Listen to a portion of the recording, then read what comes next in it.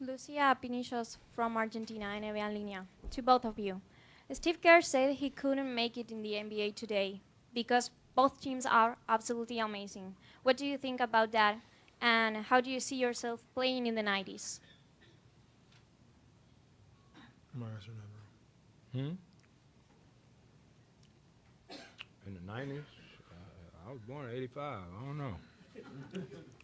You was born in the 90s, huh? Chill out. I was born in '89. Really? Close. I can't answer that question. Next question. Sorry.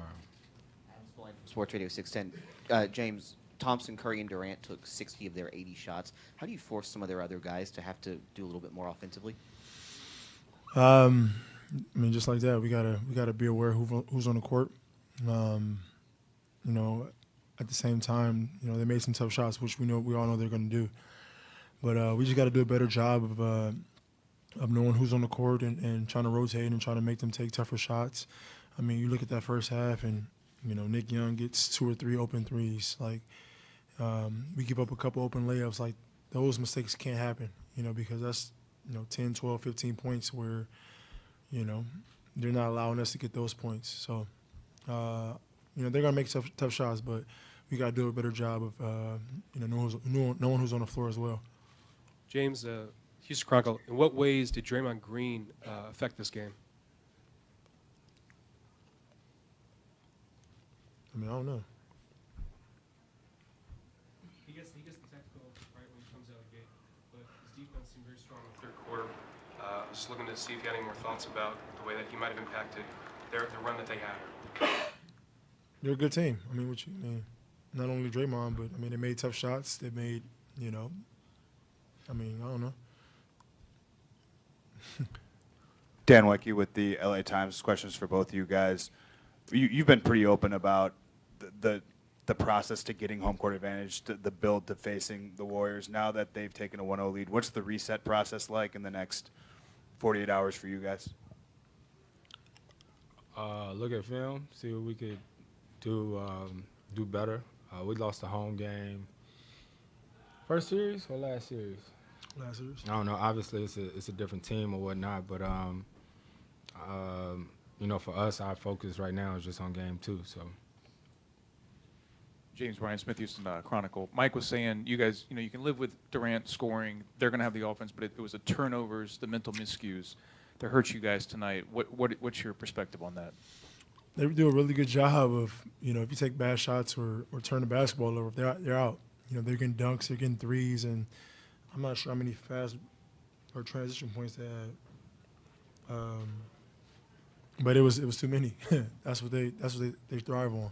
So we got to do a better job of not turning the basketball over, taking better shots and getting back and matching up. There was a couple times where we didn't guard anybody and they got a dunk or open three.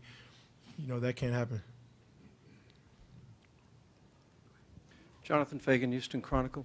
You mentioned some of the turnovers. Those combined with some of the missed layups, how much pressure is there playing this team to have to be as close to your best, this team's best, for as much of the 48 minutes? How much pressure do they put on you to be that way? I don't think it's about the pressure of it. We had a lot of makeable shots, and it happens on given games. And then, defensively, I think we got to be better. It's funny. I got caught helping a couple times in the first half, and I think Nick Young hit 3 threes off of those plays. You know what I mean? Some games, some series, you may make those mistakes, and guys don't make the shots. But tonight, every time we did it, they made the shot. So for us, we're going to look at the film. Hell, a lot of it we already know. You know what I mean? We just got to do it better because obviously they make you pay when you make mistakes. Chris, Kim Davis, Chalk Talk. Can you talk? You guys always talk about how defense really is kind of the key for you, right? And it's about communication. Was there some of that tonight that was just a breakdown communication? I mean, it wasn't a lack of effort, but yeah, some of it was just breakdown, and we know we gotta be better. We gotta communicate better. Off some of those missed layups, you get caught in transition, and